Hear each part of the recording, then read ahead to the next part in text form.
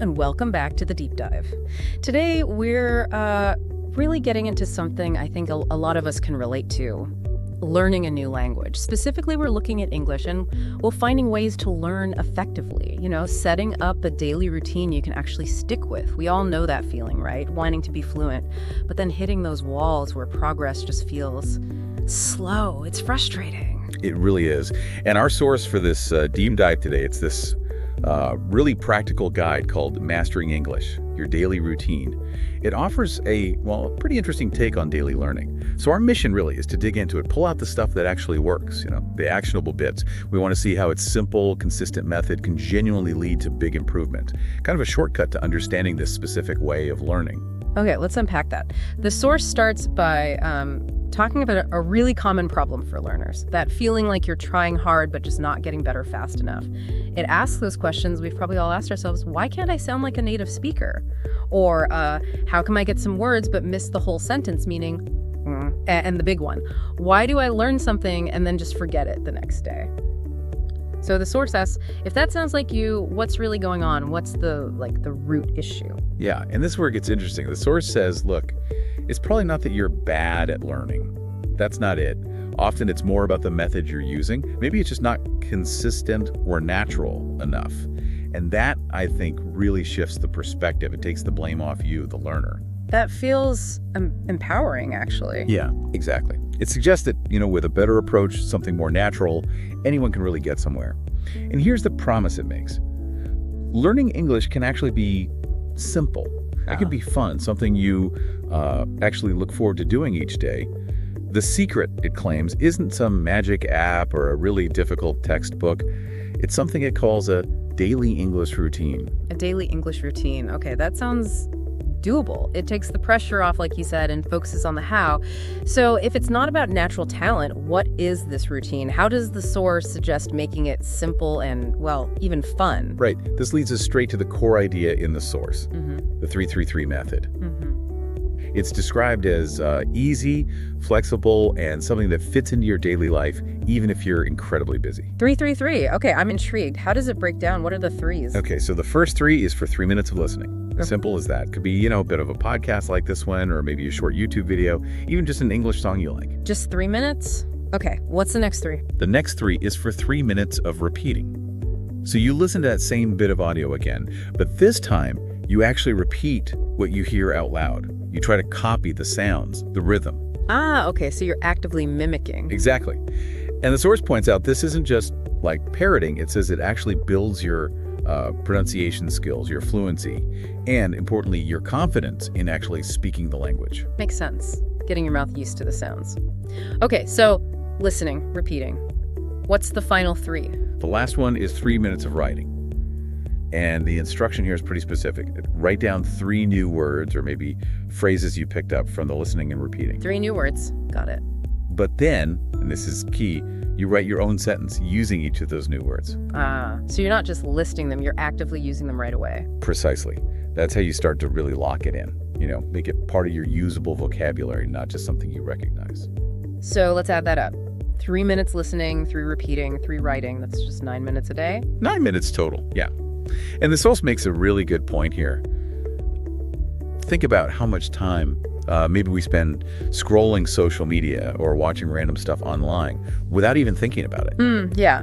9 minutes suddenly sounds very achievable when you put it like that. Right. And the promise attached to this minimal time is pretty bold. It says, if you repeat this every day, your progress will be visible in just a few weeks. Wow. Just a few weeks from 9 minutes. That's the claim. Yeah. It really makes you think, doesn't it? What could you achieve with just 9 focused minutes daily? And there's this really encouraging message, too. Your English doesn't have to be perfect. It just needs to be growing. Every word you learn is one step forward. It's about progress, not perfection. I like that. Lowers the stakes. Okay, so the 3-3-3 method is the framework. 9 minutes a day. Progress over perfection. How does the source suggest really making new words stick and actually practicing speaking within this short time? It mentions something called vocabulary of the day. Yeah, exactly. It integrates vocabulary learning right into the routine. So, for example, the guide uses the word motivation, okay? First, it suggests just saying the word out loud a few times. Get a feel for it. Motivation. Motivation. And then it gives a simple definition. The reason you do something. And crucially, it provides example sentences like, I wake up early to study English. I have strong motivation. Or another one, sometimes I feel tired, but I keep going because I have motivation to speak better English. Real context. So you see how it's used naturally. Right. And it even suggests repeating one of those sentences yourself, like, I have strong motivation to learn English.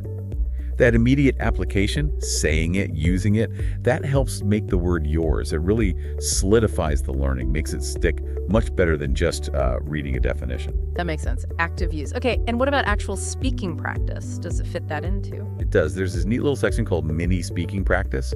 It sets it up like a really simple dialogue. You, the listener, get to play person B. Ah, like a little role play. Sort of, yeah. Very short and sweet. So person A might say, "Hi, how are you today?"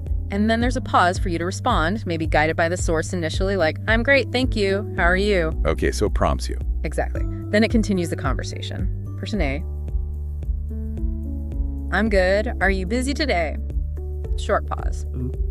And you'd reply, maybe something like, "Not really. I'm listening to an English podcast." Keeping it simple and relevant. Yeah. Then person A, "Wow, that's a great idea. Do you like it?"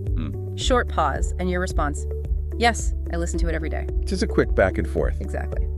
And the source explains why even this tiny practice matters. It says just 1 or 2 minutes like this can train your ears, your pronunciation, and your memory. So even micro practices add up. That's the whole philosophy here. Small, consistent efforts. It builds your confidence for, real conversations later. Right. Okay, so we've got the 3-3-3, the vocabulary focus, the mini speaking practice. How does the source encourage you to actually, do something with this right away? Well, it ends with a clear listener challenge. For the day the source was created, the challenge was, your mission today is to use the word motivation in a real sentence and say it out loud. Simple, direct action. Yep, and it adds a bonus suggestion. Even better, write it in the comments or say it to a friend, making it interactive, social. Getting you to actively use the language immediately. Precisely. And this challenge really underlines a core principle from the source. Learning is active. The more you speak, the faster you improve. So it's all about consistent, active engagement, even tiny bits. That's the key takeaway. It's not about hours of study necessarily, but about that daily active connection with the language. Okay, so thinking about all this, what does it really mean for you listening now, for your own journey, whether it's English or another language, towards feeling more fluent, more confident? Well, I think what this deep dive really highlights is the surprising power of keeping things simple and consistent.